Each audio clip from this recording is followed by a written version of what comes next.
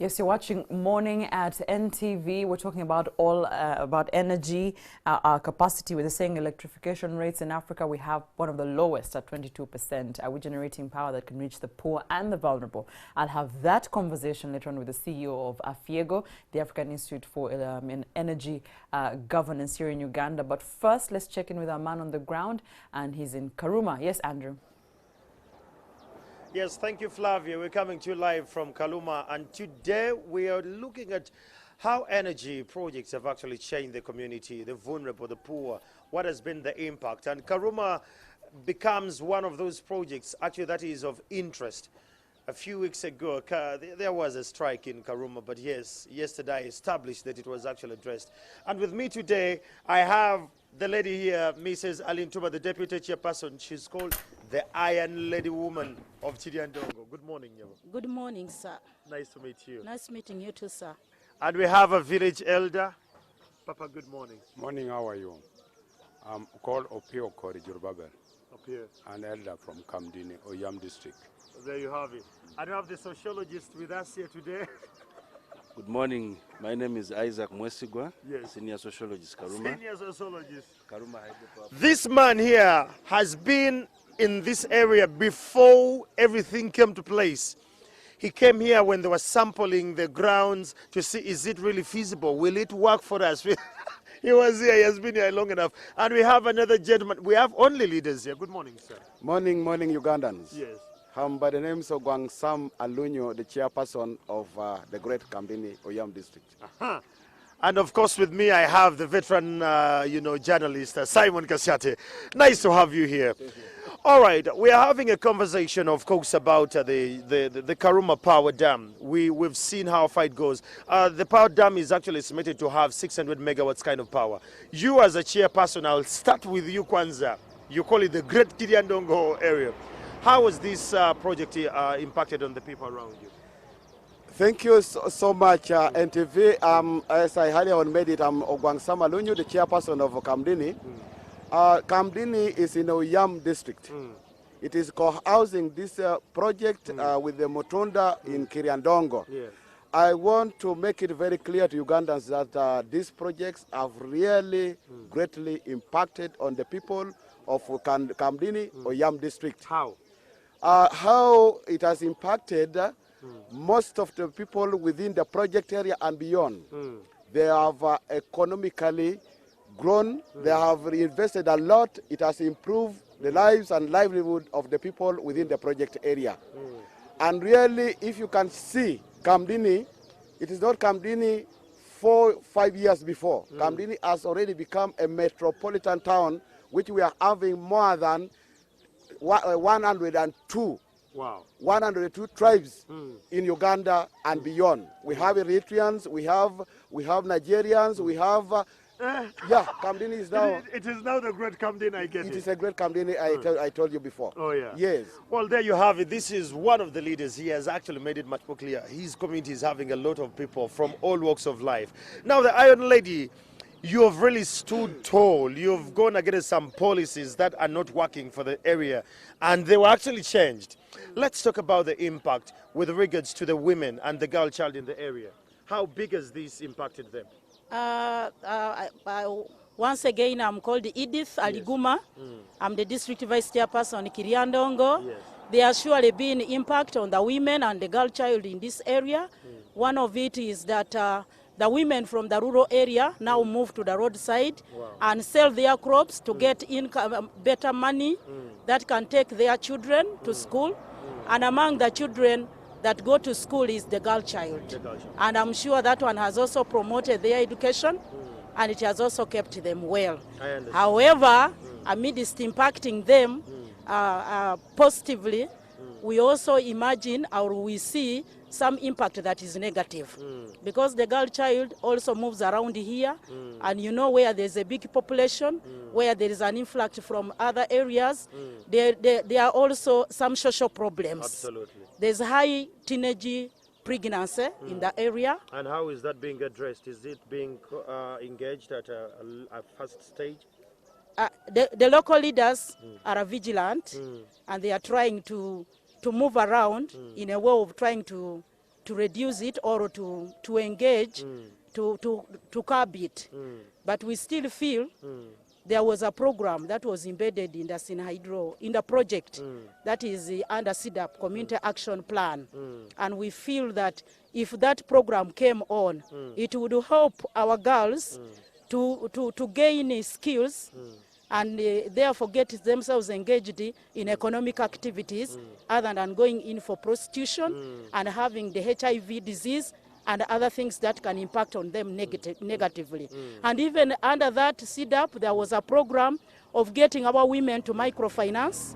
Wow, Rather, they get to savings, give them some funds so that it can promote their economic activity. But before giving them funds, did that very particular project address them with skills and sensitize them about financial literacy? Oh, I'm saying it has not come on board. And that's why we are requesting that it is speeded up so that we have it to help the situation in Karuma for the women to grow and for the girl child also to grow well and have that girl child serve this nation. Absolutely. There you have it, Elder Opio. It's an honor to have you here. Like when I meet elders in my culture, I have to be deeply humbled. And I'm deeply humbled though I'm standing. Definitely. Yeah, let's talk about this project. You as an elder, you have seen this area transform from the way it was back in the days up to today. What is your assessment like about the whole project? My assessment is that, my dear, have seen that the impact of this building Karuma hydro power, most of it has employed our children to get the job, whereby they were coming to be theft, all thieves. But now it has reduced the thefts and the wanderers about. So most of them are being employed here and they are getting money. Some of them have children and women, and the money is helping them to send their children into school. So the impact is very amusing to me as an elder. Hasn't the impact affected the cultural settings of the people around? The impact is I can see that it is even the challenges is that it has reduced, it has come to neglect according to the culture. The culture, it has reduced the system of the culture because most of them, some are now becoming, as according to girls' childhood, they are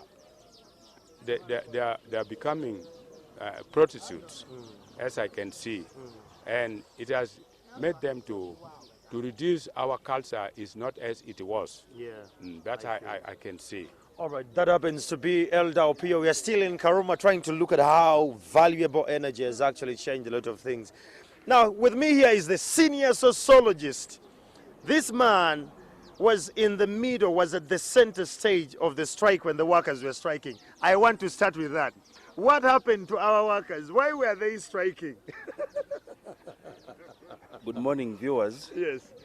The reason why workers were striking is because they were not satisfied with the activities of the workers' representatives. Okay. You know, here in Karuma we have a workers' union. Okay. Most of these workers contribute some fees to the workers' union.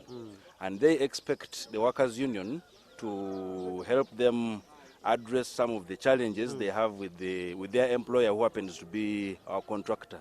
Some of these issues are welfare related, accident related, compensation. So the reason why they were striking was because they were not satisfied with the leadership of their workers, and they were demanding for a change of leadership. When the story was running on NTV, they said some people within the system system. What is your comment on that? Absolutely, that is not true.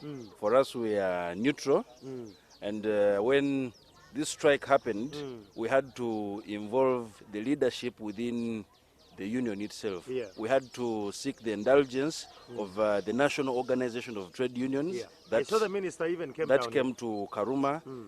People from Ministry of Gender were here, and since it was a worker-related issue, our role was to give guidance on the procedure, on changing leadership, and you know, them having a better welfare through their leadership. All right, now that you are one of the people, actually you're one of the persons who were actually on the ground when they were testing the ground, when they were surveying the ground. You are in the process of compensating, of, you know, sending people away and compensating them. What is your analysis of the entire project? Because you saw it before even the groundbreaking. My analysis in the start here, I want to say that there was a fair process of, first of all, letting the people know that government needs the land. After we informed them about government's need for this land, we took them through the process of how this land is going to be acquired. There was a resettlement planning process through which people were taken through the steps of land acquisition, the valuation methodology, the way their properties are going to be compensated, how the values of their properties are going to be arrived at, the entire process of them being paid. Some were paid through cash, others were paid through the bank, depending on the amount of money they had. Then, of course, after that, they were paid in line with the provisions that we have in our national laws. I hear you. Yes. Well, there you have it. This happens to be the sociologist. Now, this is the project. I've had the leaders talk about how the project has been, the impact it has created. Now, Simon Kasiade happens to be one of the veteran journalists, and I would love to engage you more into this, Simon. Karuma we're actually looking at it to bring us 600 megawatts at the end of the entire project. Yes. I was down there, I saw, by the way, when I was down there, I saw over 80% of the workers, Bantu Wansi, they are Ugandans. I want to commend the project about that. But again, let's look at the power. Yes. Give me the whole big picture of the whole project. Well, like you rightly said, it's 600 megawatts, and that's what the design was meant to achieve. As you went there and explored for yourself yesterday, we are looking at an architectural marvel. This is a hydropower station that is underground. We're not just talking about just beneath the ground. We're talking about 100 meters beneath the ground, where we have the powerhouse, we've got the transformer cavern, we've got the surge chamber, and we've got the huge tunnels that bring in water from the intake through the turbine system up to the outflow to join. So in itself, it's an architectural marvel. But also it is an impressive project in terms of creating efficiency in how much you can generate. If we were to build an over-the-surface hydropower station, studies have indicated we will have had more than 200 megawatts. But we have to put it in the ground to create that artificial fall of 100 meters so that the water can gain momentum and be able to move turbines that generate as much as 600 megawatts. That electricity is much needed in this country. You heard the president mention in his State of the Nation address that our current generation capacity is about 950 megawatts. But he's also, on the other hand, talking about new, huge energy-consuming projects. The School Phosphates factory that will require over 200 megawatts. The new factory for cement in Toro will require huge amounts of electricity. He's talking about industrial parks in different parts of the country. These will require a lot of electricity. I understand. By the time the standard gauge railway is completed, and you remember he mentioned it in the State of the Nation address, he said, I will build it. By the time that standard gauge railway, which is going to have electricity-powered trains, is completed, it will require some 300 megawatts. Now, we have to be, as UEGCL, at the forefront to ensure that at least when these projects come to fruition, there is available electricity to power them. And in fact, 600 is not such a big deal according to the National Development Plan. Yes. 2040, Vision 2040, but for us to achieve Vision 2040, we require an extra over 2,000 megawatts. So 600 megawatts still remains a drop in the ocean. And after Karuma, as UGC, we're looking forward to develop other huge projects and also small mini hydros in the respective. Absolutely. Simon, when you say this kind of project is going to power big factories and the likes, Have you, as a project, have you reached out to some investors to bring factories around here, industries around here that can actually help the locals get more jobs? Because after the project, what becomes of this manpower? Well, businessmen, as you know them, don't need to be wowed by word of mouth and asked to come. Businessmen are out there every single day looking out for opportunities, cheap and affordable, or affordable labor. They are looking for affordable resources, including and not limited to electricity. And just like the history of Jinja, Jinja was a small little fishing village, much smaller than Iganga. Yes, but in 1954, when Owen Falls Dam was right there, industry started coming in because they realized that the power there was available and there was the human resource around. Before we knew it, Jinja was the second largest city in Uganda. Yes. Why? Because of Owen Falls Dam. Watch Karuma, watch Kamdin, watch this area. As soon as this dam comes to fruition, 600 megawatts, you know that neighboring here in Amuru, everyone is running there for land to go into agriculture, and agriculture will then lead to agro-processing, and you can't do agro-processing without electricity. Absolutely. And you know that from Karuma, we have these power lines, 3 major lines, Karuma to Kawanda, Karuma to Orio, that's on the side of West Nile, and Karuma to Lira. Now that is enough connection to tell you that businessmen will come running, investors will come running, because there is reliable and affordable electricity. There you have it. That is what he's saying. The leader here from the great region. Have investors picked interest in your area? Have you seen investors coming to survey land because now they know that the Sino Hydro Karuma is actually closer? Yes, investors are really coming to Kamdini to acquire lands, and as leaders we are welcoming them because really Kamdini is geographically and strategically located. What is the biggest product from your people in Kamdini? At the moment, we are saying Kamdini, we are still depending entirely on agriculture, but hopefully we have really allocated land, and the land is ready for the government or any investor to build industrial park, of which hopefully by the end of 2022, we shall be having an industrial park. We are welcoming any investor from within or without to come and invest in Kamdini. There you have it. The people are optimistic about this and how it's actually going to work. The Iron Lady of Chiriandongo. Chiriandongo happens to be at the center stage of everything and how it's actually running. Me, I'm looking at what becomes of the area when the project is actually shut down. Like, okay, now it's running. We'll have a few workers that will stay. The other team that is working around. What are you as leaders thinking about it? How are you going to deal with that labor work? About this labor work, as a district, we feel, once again. As leaders, what are you thinking about the labor, the labor force that will be here when the project is shut down? Do you have strategies how you're going to fuse these workers in other places? Have we thought of industries, investors coming in Chiriandongo and like? Yes. This town has already grown. It used to be a small trading center, but now it has grown up to a very big town. And we feel that there are very many investors. You can see the buildings coming up. Even deep in the villages, we have investors who have already bought land. They have put hotels. We have the big market here, and many other developments are going to be there. Definitely, the workers who will remain here will have some jobs to do. And under the project, we are also aware that there is the industrial park that is going to be here. We also feel that if it is built here, it will accommodate the laborers.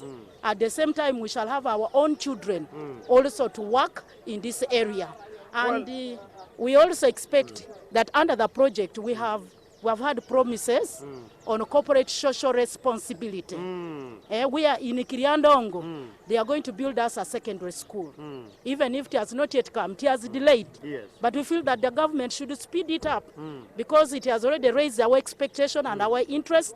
And we feel that school will also accommodate some employers. There will be teachers, those who will be keeping. When you talk about corporate social responsibility, the project happened to build a market behind these shelters. It's in the back there. But it seems the people prefer to be on the road than in the market. Is it something to do with the leaders? Is it the mindset? Is it the understanding of the locals about Bangabawa when they just want to be in the market? Do you feel the market is far from the customers? Why are people not going in the markets that are set for them? Yeah, it involves the leaders, but it's far beyond the leaders. Take me through. When you look at this town, it has become complex and it needs more resources than only what the sub-county has to reorganize these people, do better businesses. Okay. So it involves planning, which needs to be done by the ministry, such that our people are reorganized and they have better businesses, and we even stop this crowding by the roadside. Okay. Well, there you have it. That happens to be the Iron Lady of Chiriandongo. Simon Kasyate, I want to engage you again. Raja masanyalaze mugaseera nnyo. Tutandikira awo, because we as Ugandans, when we get power, the tariff is high.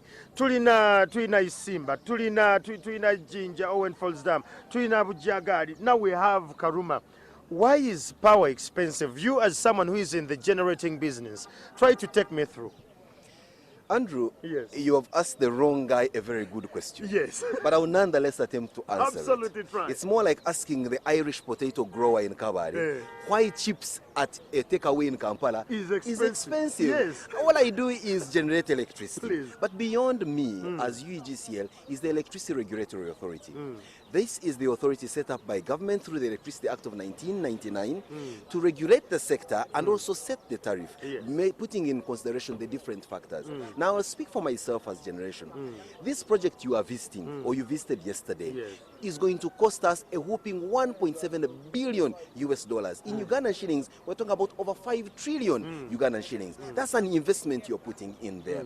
This is money that we have borrowed from our good friends, the Chinese, Yes. through Exim Bank. And we are like it is a concession loan to be paid over a 30-year period at a low interest rate. Yes. So the good news, though, is that Karuma will bring a lower tariff than has been experienced now. The reason the tariff has been high is because of the distortions with financing for Bujagadi, which the president and government is ably handling to ensure that the payment of the loan on Bujagadi reduces their tariff from 11 cents to 7 cents. Yes. And yet here, when we are complete, from what we've seen in the generation license that we required from ERA, the tariff will be at less than 5 US cents. Wow. Now, when you say electricity is expensive, you must ask yourself, what isn't and what are you comparing it to?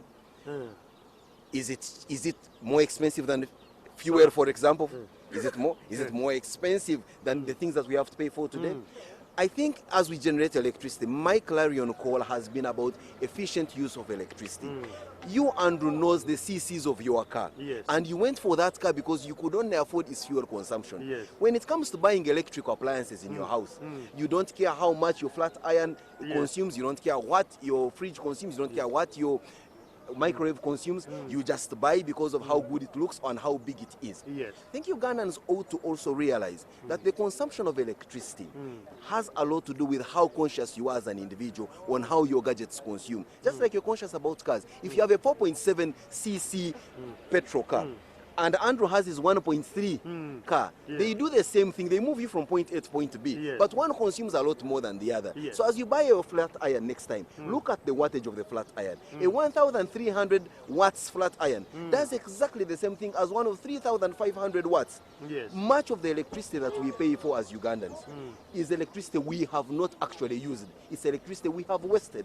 But again, finally, to answer your question on high electricity tariff, you think it is cheaper in Kenya? You think it is cheaper in Rwanda? Take a look at the tables. Electricity is expensive now That because is the we are thing. investing now. Our generation is our generation today yes. is an investing generation, unfortunately. We are building these dams now, but we know that, and we have to do it. So that in the future, our children, our children's children can have an affordable rate. Now we have to pay for them because we are borrowing this money. Okay, Simon, I really want to wrap this up. Let's look at where Karuma's Sinohydro is done, the dam is done. How is it going to put the tariff down? Will I afford power? Kusenti kwagamba in Sam as a Ugandan? You've seen the thousands of workers here and the ripple effect this dam is going to have in terms of creating employment at industrial parks and other places. It means that a guy who possibly didn't have a job has earned money from this project, is going to build a house, and possibly would also want to find some electricity in their house.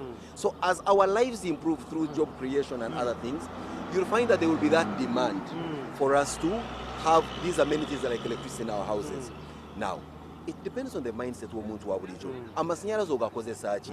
If you're going to use it to power a fridge for 24 hours and inside that fridge is only half a liter jerrycan of water, then you are not benefiting from electricity. Uganda's alternate electricity is an enabler as opposed to a consumable. The mama in Katwe who is using electricity to chill her drinks to sell to the workers there benefits a lot more from electricity than you, Chamagero, who just wants to power a house and have a huge music system to entertain you. Well, there you have it. We've had quite a lot of entertaining. We had the leaders, we had the elders, we had the sociologists. He addressed the issue of the strikers. But there's something the sociologists did not bring to you, and I wish that we could address it. And this was raised as a form of expectation and worry from the local leaders. The Community Development Action Plan. What does that mean? This is money that was put aside by government to help the local community in this area, which has been hit by a shock. Karuma town, as you're seeing it here, had about 100 people. 60 of them were mobile truck drivers who come and go away. The others are these mamas selling a few things on the roadside. Then one morning, they had 7,000 people living in here. So there was pressure on sanitary facilities, pressure on housing, pressure on water resources, pressure on health facilities. And how are you handling that? Now that's through the Community Development Action Plan, where we have said we will look at this area, build hospitals in there, build sink boreholes, bring in other forms of piped water, bring in Karuma Primary School is going to benefit from that, make the primary school a world-class primary school, cross over to Kiriandongo, to Oyam, do exactly the same things. Now, there has been a little challenge in terms of delay in effecting this because, of course, you know, government financing. But I'm happy to inform you that currently we are now going through the procurement process to get the subcontractors who will come here and put these amenities in place. So the local leaders had better rest and know that the Community Development Action Plan, delayed as it is, and for that we apologize, will certainly take root and we will remove the heavy weight of the yoke that this project has had on their social impact. Well, Simon can never stop. By the way, they say they miss you at NTV. I miss them too, but I watch them every morning and every day. But he watches every morning. Well, Flavia, what I can collect from here is that we have a big wave of prostitution that the local leaders are trying to address. The elder here said that this is not part of their culture. They're trying to see that. The workers, they had their issues addressed, and they're over 80% workers here. I saw my people, Abantu Bawansi, working. I personally went down everywhere and I actually saw them. And he makes it much more clear. We are the investing generation. So we are going to fill the pitch, but our great-grandchildren will actually be proud of Uganda. Thank you so much, Andrew Chamaguru, who is at the Karuma project reviewing, and it looks like it should be the miracle for all of us Ugandans. But there are a few consuming sectors that actually need these tariffs to be low, of course, to be accessible. But what about the poor and the vulnerable? After the break, we'll be reviewing that.